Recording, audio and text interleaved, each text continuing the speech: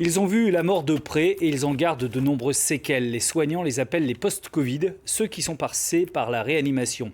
L'étape suivante, c'est la rééducation, souvent lourde. Les survivants du Covid ont perdu du souffle, de la masse musculaire quand ils n'ont pas de troubles neurologiques. Franck Grasso et Béatrice Tardy ont pu rencontrer certains d'entre eux à Plateau d'Hauteville dans l'Ain. Là se trouve un hôpital connu pour la prise en charge des maladies pulmonaires. Inspirez, gonflez le ventre ici et vous soufflez, vous rentrez là. Tranquillement. C'est extraordinaire, on réapprend tout.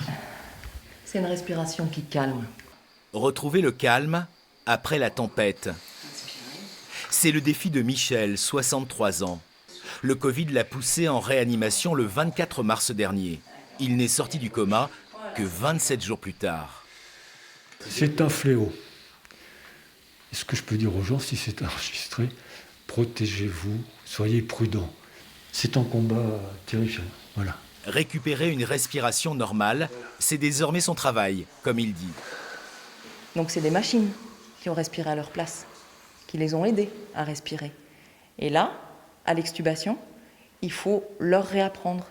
Et réapprendre à leur corps, à leur diaphragme, comment bouger, comment faire pour bien ventiler tous leurs poumons. L'histoire de ce centre hospitalier est liée au souffle. Longtemps, la lutte contre la tuberculose y a été la principale activité. Les post-Covid profitent aujourd'hui de la structure pour se réapproprier leur corps. Les exercices de rééducation sont modérés et toujours sous oxygène. Plus il va avancer dans son hospitalisation et plus le débit sera réduit. Et en espérant le sauver ensuite pour la sortie. Hervé, 53 ans, a perdu une dizaine de kilos durant la période de coma et des muscles. Tout ce qu'on fait en rééduc, là, c'était pas possible il y a une dizaine de jours. Chaque jour, on voit l'évolution.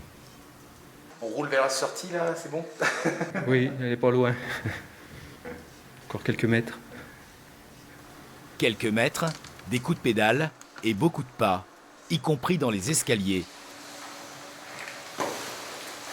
Afin de gommer l'essoufflement, ce qui peut prendre des semaines, voire des mois.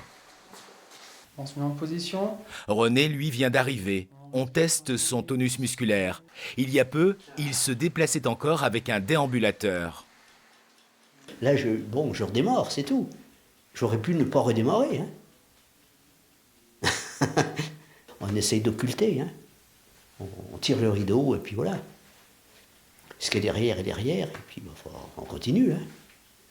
La rééducation est accompagnée d'un soutien psychologique. Mais chaque personne le vit suivant son histoire. Après un long coma, les troubles cognitifs ne sont pas rares. Mais surtout, il faut accepter le vide qui a entouré la prise en charge. On est branché de partout, il y a des tuyaux, etc. Donc on se demande un peu ce qu'on fait là, qui on est même, voilà, c'est un peu perturbant. Quand la personne réémerge, elle a besoin à la fois de retrouver des repères du réel.